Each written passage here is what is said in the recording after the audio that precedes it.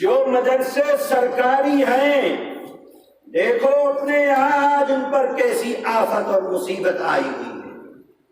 اسی لیے ہمارے بزرگ اس بات کو فرما کر گئے کہ اپنے مذہبی امور کو سرکار کے حوالے مت کرو، اس لیے کہ نہیں معلوم کہ کل کو سرکار پر کون آ کر بیٹھنے والا ہے۔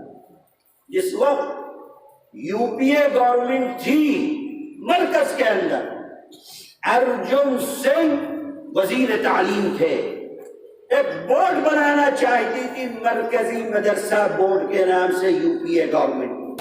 کیا مطلب تھا کہ سارے دیش کے جو آزاد مدرسے ہیں، ٹائٹل مدرسے تو تھے ہی پہلے گورنمنٹ کے بعد، جو آزاد مدرسے ہیں ان مدرسوں کا ایک بورڈ بنا دیا جائے اور سارے آزاد مدرسے اس بورڈ سے ملحق کر دیے جائیں، تاکہ حکومت جس طریقے سے چاہے ان کی امداد کرے۔ اور انہوں نے بڑا پلان بنایا کہ اس کو 1 لاکھ، اس کو 1.25 لاکھ، اس کو 10 لاکھ، اس کو 25 لاکھ، اس کو 50 لاکھ۔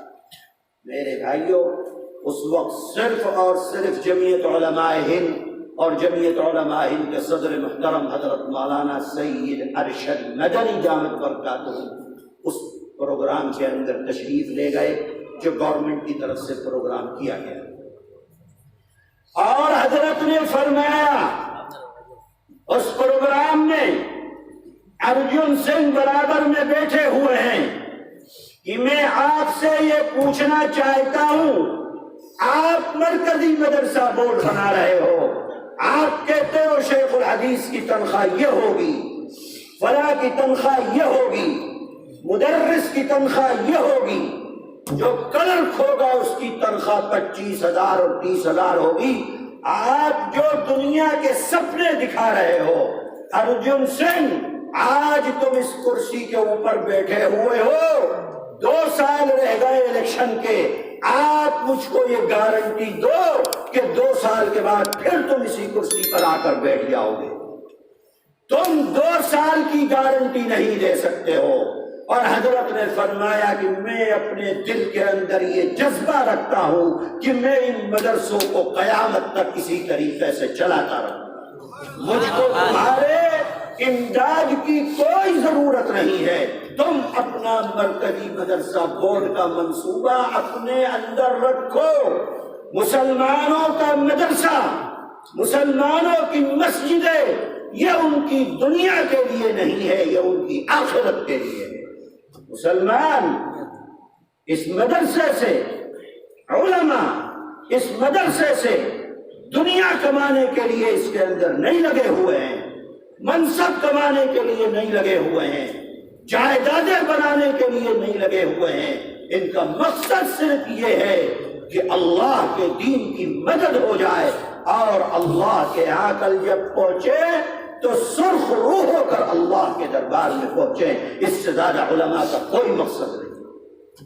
میرے بھائیوں، وہ طلبہ جو آج تعلیم حاصل کر رہے ہیں، اپنے ذہنوں کو کھولیں اور اس بات کو اپنے ذہن کے اندر بٹھائیں کہ ہم کو خدمت کرنی ہے اور صرف اللہ کے لیے خدمت کرنی ہے۔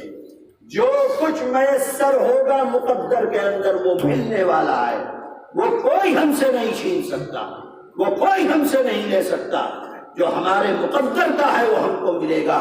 لیکن طلبہ آج اپنے ذہنوں کے اندر اس بات کو متعین کریں کہ ہم اپنی زندگی دین کی اشاعت کے لیے، دین کو پھیلانے کے لیے، دین کی خدمت کے لیے لگائیں گے، اور ہم کو سرکار سے کوئی مراعات اور سرکاری اپنے مدرسوں کو سرکار کے حوالے ہم نہیں کریں۔ آسام کی آپ کے سامنے اس وقت صورتحال ہے، گورنمنٹ نے کہہ دیا کہ بھئی مدرسوں کے اندر نہیں ہوگی پڑھائی، کون کیا کر سکتا ہے؟ اس لیے کہ وہ پیسہ دیتے ہیں، اس لیے کہ وہ تنخواہ دیتے ہیں، جو چاہے وہ گورنمنٹ اس کے بارے میں فیصلہ کر سکتی ہے، کوئی اس کے اندر منع کرنے والا ہے مداخلت کرنا۔ ہاں، ہمارے جو آزاد مدرسے ہیں ان مدرسوں کے اندر اگر مداخلت کرتی ہے تو ہم ان سے لڑنے کے، ان کو جواب دینے کے، ان سے جو بات بھی ہو اس کو کہنے کے ہم حقدار ہیں کیوں؟ اس لیے کہ ہم نے ان سے اس سلسلے میں کوئی مدد نہیں کی۔ میرے عزیزوں، آسام کے سلسلے میں یہ تشویش کی بات ہے۔ اللہ تعالی یہاں کے مسلمانوں پر، یہاں کے بسنے والے لوگوں کے اوپر فضل فرمائے، کرم فرمائے۔ اور بھئی الیکشن آ رہا ہے آگے، مسلمانوں جہاں بھی ہو، جس جگہ بھی ہو، سمجھداری کے ساتھ معاملہ کرنا۔ جو بیوقوفی پچھلے الیکشن میں کی تھی آگے ایسا مت ہو، سمجھداری کے ساتھ معاملہ کرو، تاکہ جو مصیبت سر پر آ کر بیٹھی ہوئی ہے یہ مصیبت اللہ کسی طریقے سے ہم سے ٹال دے۔